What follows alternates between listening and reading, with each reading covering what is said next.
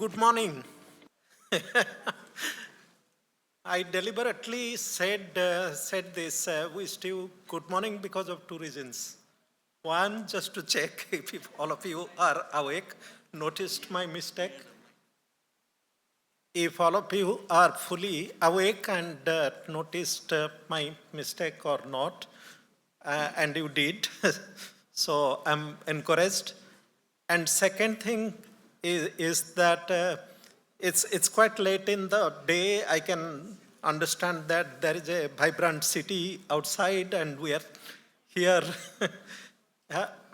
in this rather dark and cold hotel inside. So yeah, just to create a sense of morning, if possible. So this session is for 30 minutes and I'll try to keep it, try to finish within 30 minutes. I must try for that.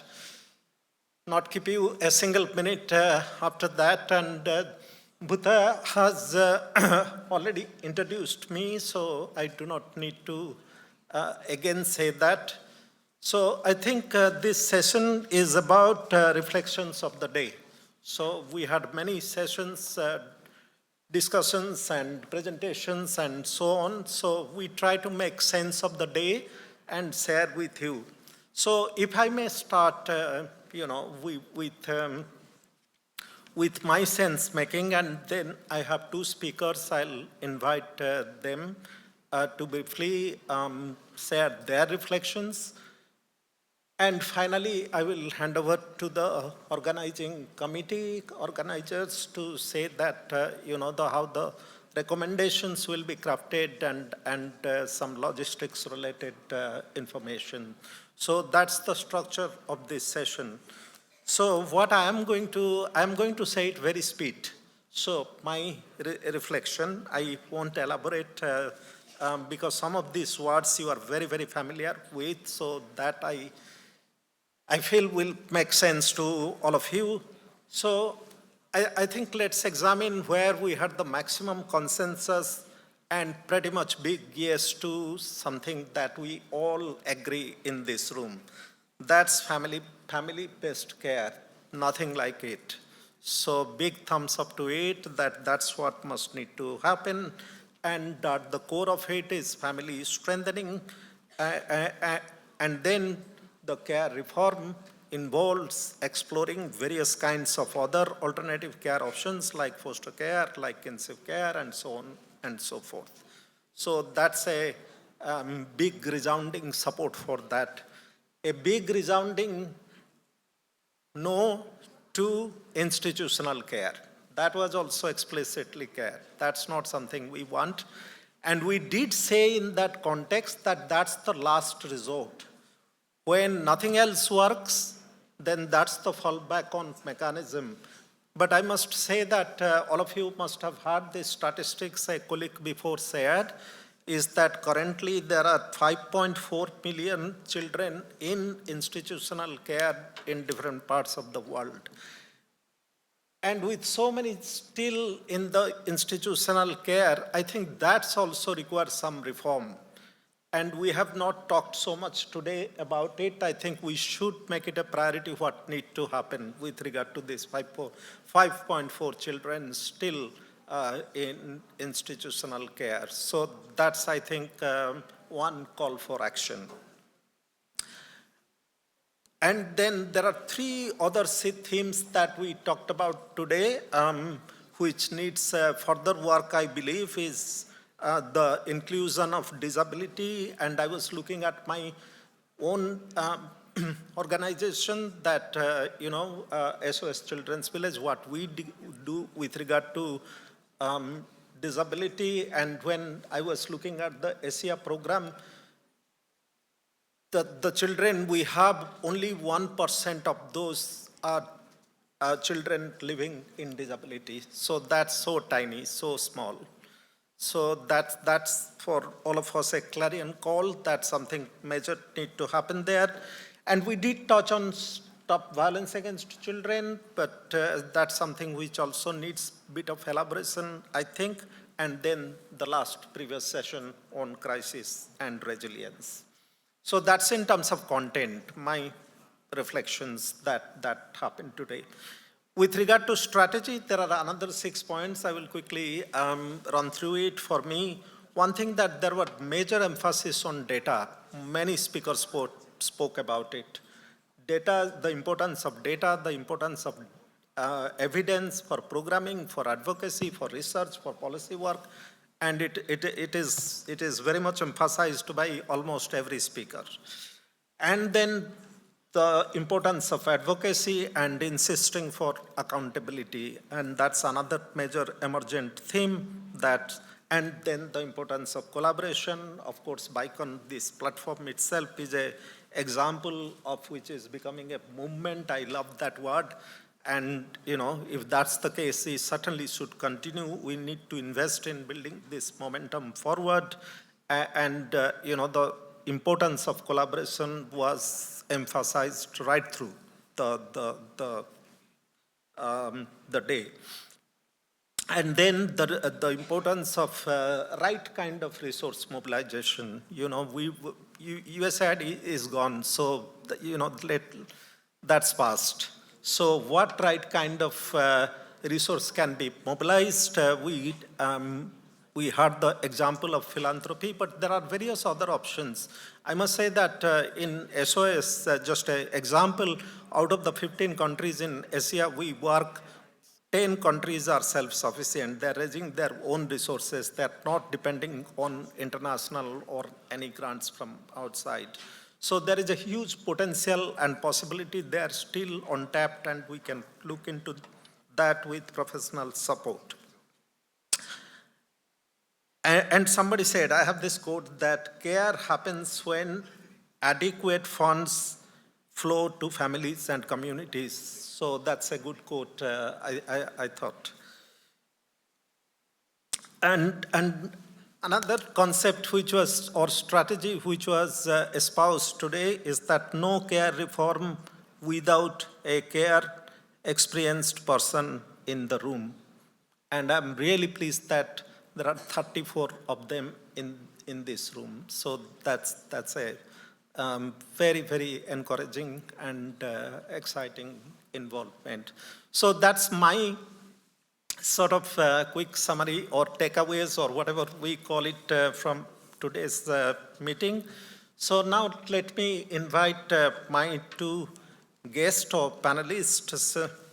The first, I would like to invite Pooja Udayan. If you are here still, Pooja, you are here. So let me say something about Pooja to introduce her. She has a MSc degree in Development Studies from SOAS, which I think stands for School of Oriental and African Studies. Correct. University of London, and Pooja is a Chevening scholar and a development sector professional with a personal background in childcare institution called Udayan Care, with over 7 years of experience in corporate social responsibility with some Indian major corporates like Genpact, Tata Croma, and Ernst & Young. Her work has centered on children's education, health, mentorship, and women's empowerment. Passionate about supporting care-experienced youth, she, along with other caregivers, co-founded the Caregivers Advocacy Network called CLAN to help caregivers successfully transition to independent living, ensure they receive the necessary resources and support. Please welcome Pooja. And my second panelist this evening is Dr. Rinchen, who of course needs no introduction. That's what I think he meant when he said. So, but just let me say that repeat that He is member of CRC and Director General of SAIEVAC. Did I say it well? He is from Bhutan. So please give him a round of applause as well. So, floor is yours, Pooja, to share your reflections of the day. Please come here. Good evening, everyone. Sir has almost, shared everything about me. So thank you so much for this space. And rightly said, I am one of the founding members of Care Leavers Advocacy Network, which is called CLAN, and was the first Care Leavers network in South Asia, established in 2017. Makes me really, really proud. And this is my first time at BICON, and it feels really special to be here, surrounded by friends, leaders, and care experienced people across Asia.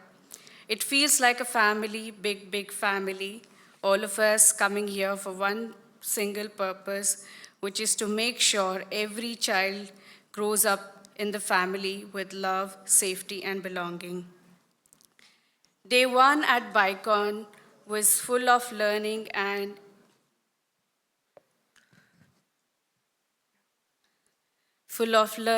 inspiration. Listening to so many leaders, government officials, and young people with lived experience made me realize that we all want the same thing, that each child should grow up in a caring family, and that no one should be left behind or forgotten. We talked about care reform, moving from charity to rights, and how to build stronger families and community-based care. It was good to see that many countries in Asia are working towards improving the aftercare facilities, social protection, and family support. It gives me hope that change is already happening and the government has started to include young people like us in decision making. I was very inspired by Mr. Richard from Dasra. He shared in his session that philanthropy or the power of giving can really help us bring new ideas to life. It allows people to try new solutions, learn from what works, and then help governments to make them bigger. He also shared that it's never about just giving money, but also about supporting learnings and sharing knowledge that others can use it. He shared something very important, that real change lasts only when philanthropy works with governments and communities and not just funds them. He called it creating ecosystem, not dependencies, and I think that was a very powerful message. There were many moments today that touched my heart. One sentence from Mr. Robert Gass really stayed with me. When children are empowered, society thrives. When we invest in children, we make them feel safe, support their families, and help them grow. Our entire society becomes stronger. I must correct my grammar.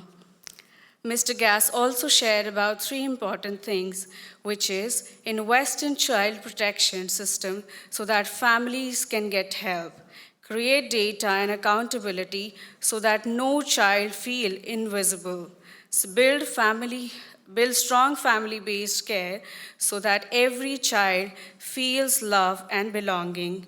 His word reminded me why we all are here, and that is to not let any child feel left alone. Another moment that touched me was when Mr. Chophel said that we need to move from charity approach to a right-based approach. I grew up in a care home in India. I got safety, education, and love there. But I also feel what it feels like to grow up without parents.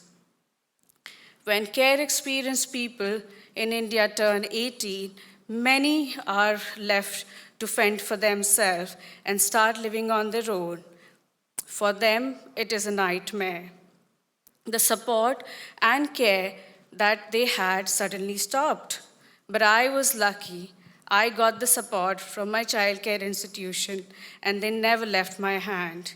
Even after I turned 18, the support continued. Organizations like these ensures that care leavers are helped and help them find their purposes. I also believe including children and youth with disability in care reforms are not just about accessibility, it is about creating a culture of inclusion, dignity, and belonging. The inclusion care reform must go beyond sympathy, which focuses on seeing disability as a limitation instead of embracing the kindness that recognizes each child's strength, individuality, and potential, very well elaborated by such and so. That's why I say that the care must not stop at 18, and all care leavers must receive support beyond 18 as well. I was moved by Sunil's story shared today. He lost his parents, but later was united with his sister and brother-in-law. His story showed that love and belonging can heal a child and help them rebuild their life. It reminded me of my own journey and makes me believe that when someone believes in you, it feels like having a family again. I was also inspired by the Asian chairperson's message that young people like us are not against the system, we are partners in improving it. That made me feel very, very hopeful. At Clan in India, we are trying to work with government and childcare institutions to make aftercare a right and not a favor. When I heard about the Global Charter for Care Reform, I felt very excited and proud. It shows that care reform is not just happening in one country, but it's a global movement.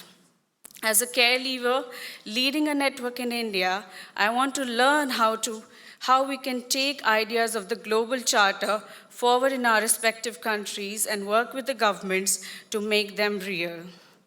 As we move into day 2, I'm truly excited to look forward to many of you joining us tomorrow as well. As tomorrow, the day one, the day starts with a session led by care leavers, and I'm excited for all of you to hear us, our story, our struggles, and how we are leading change for others like us. You will see us how care leavers are becoming care leaders of care reform, making life of their peer ones more dignified and secure. So please do come to the venue tomorrow, 8:30 a.m. sharp. And thank you so much for listening to us today as well. Thank you. Thank you, Pooja. Yeah, that's a very good summary and reflection of the day. And what stood out for me in this sentence is that when it comes to the question of care, it's not charity, it's rights. Thank you very much, Pooja. And now over to Dr. Rinchen.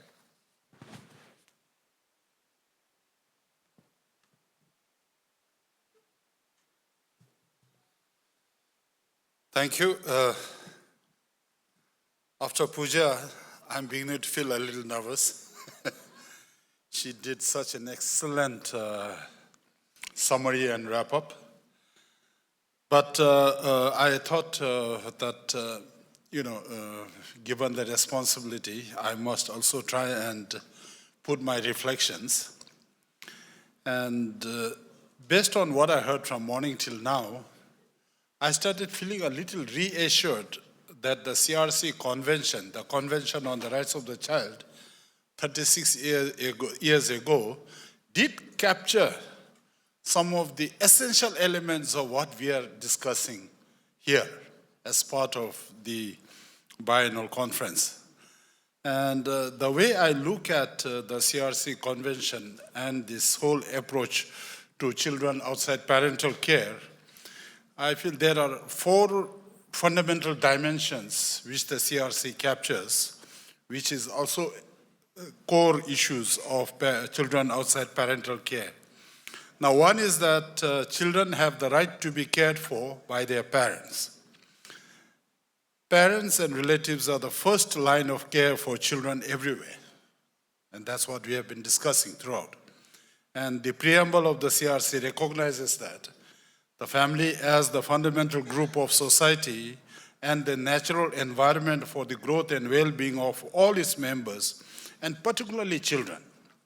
And then Article 7.1 further asserts that a child shall have the right, as far as possible, to be cared for by his or her parents. So therefore, I think this whole element of what I was trying to put together, this fundamental shift in our discourse from charity to rights-based, I think needs to be underlined. And why on the other three, I will not elaborate or expand on the fundamental dimensions. I just mentioned them. The second one is children have the right to grow up in a family environment. That also can be, acceded to the preamble as well as Article 5 and others. Then institutional care is the last resort, where emphasis is also there under Article 20.3. And then fourth one, all forms of child care should meet minimum standards. And I think these four elements or dimensions which the CRC Convention has actually can be used in our advocacy, in our discourses, as well as for the CRC committee when we hold our dialogues with the state parties and underline them to make sure that state parties understand them. Going forward, I also felt that the discussions we had today, particularly the voices of our young people, also reflects very clearly the contribution of young people in the DGD discourse. And I thought I should place them here. One is the emphasis on prevention. Make sure that all options for supporting families to stay together are tried before alternative care is used. And the second one, listening to children and young people. Too often adults do not consider children and young people's opinions in decisions being made about their lives, and this needs to be changed. I think this has been emphasized again and again by everybody. Then the issue of good quality care. I still remember when I was chairing the DGD group, working group 4 on quality care, the children who contributed to that discourse kept telling again and again that adults or service providers think that if you have good facilities, good food, children will be happy. But that's not what the children said they are looking for in a care setting. What they are looking for is security, trust, and hope to move forward. And then the other one, as issue which children underlined was, and which also came together today very emphatically, is the issue of what needs to be done to prepare these children who are under care or these young people who are graduating out of care, preparing them to embrace the larger world. And this is also something which I think needs to be underscored again and again. So with this summary, then in the tea break and lunch break, I started thinking, what could be done now going forward? And basically, all my life, I've considered myself a strategist. I try and devote more time in terms of how to move something forward. And I was trying to understand that going forward from BICON 6, one, I thought we need to try and see how best can we create strategic connection with the global charter. UN General Assembly, UN 80 just ended end of September. And I listened to many head of state speeches, and every time spoiled my mood. So I said at the end of the GAT, the only saving grace was the Global Charter. At least children were remembered. Beyond bombs and killing and disasters and accusing each other, hatred, at least Global Charter brought children, humanity back on the agenda. And I thought we should, in BICON 6, explore ways and means of that connect. I also felt that we are now in BICON 6, and it's probably time to review our progress, identify gaps, and also see how best to outline implementation or mainstreaming strategies of what has happened till now, or what we have agreed to do till now, without reinventing the wheel again and again. And I thought between BICON 6 and 7, that would be something we could do. Enhancing visibility, again, and dissemination of the outcome documents, convening national and sub-regional review and advocacy events so that governments can be targeted, strategic interest parties could be targeted. I was also thinking that a regional summit of care leavers or care experienced young people would be an excellent way of moving the agenda forward and also expanding the networks and partnerships. And more importantly, to ensure there is concrete action taken, the BICON Steering Committee, the care leavers networks could keep a watch on countries that are coming to report to the CRC committee and provide specific recommendations and questions that the CRC committee members can address to the governments when they come to have dialogue with us. That would keep the strategic interventions rolling and give us also an opportunity to monitor as we go forward by ensuring that those things come into the concluding observations. Now, in conclusion, since I already saw the board that my time is wrapping up, one thing that I will take away is this emotional connect from all that I've heard here, because I've spent a lifetime, and as I grow older, I feel I know less and less of what I should be knowing. That care and protection of children is not optional. It is fundamental to just, peaceful, and inclusive societies. It is essential to meeting any goal, whether it's global, regional, or national, and to nurturing a generation that can live free from fear, abuse, exploitation, and neglect. To end violence against children, we need more than policies. We need awakened hearts. Hearts that will not allow war to steal a child's laughter. Hearts that understand the sacredness of every child and their right to joy. Hearts that are open to seeing every child as our child, and hearts that feel for every child as we feel for our own. I am grateful for each of you and for your hearts of love that bring us together to this very important event and the movement. The window for action is now, or was yesterday, or was last year. But the fact is that we are here and we are willing to commit. I want to thank the steering committee of the BICON for remembering Dr. Rinchen.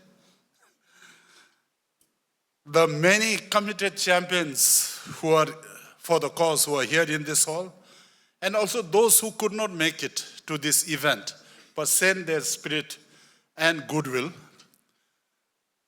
I also salute the 34 young champions who are here, and I believe that they are the soul of the BICON movement, and we need to invest and support these young change makers.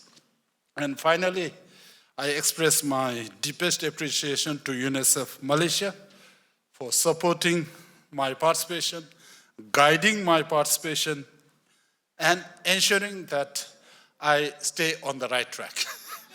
Thank you very much. Till we meet again.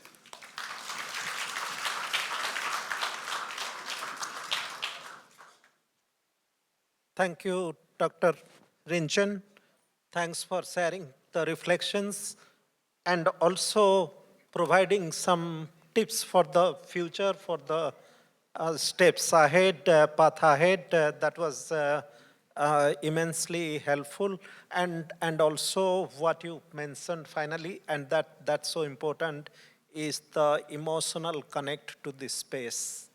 And that all of us should feel that way and express our commitments accordingly. Thank you. So I request a final round of applause for the panel here.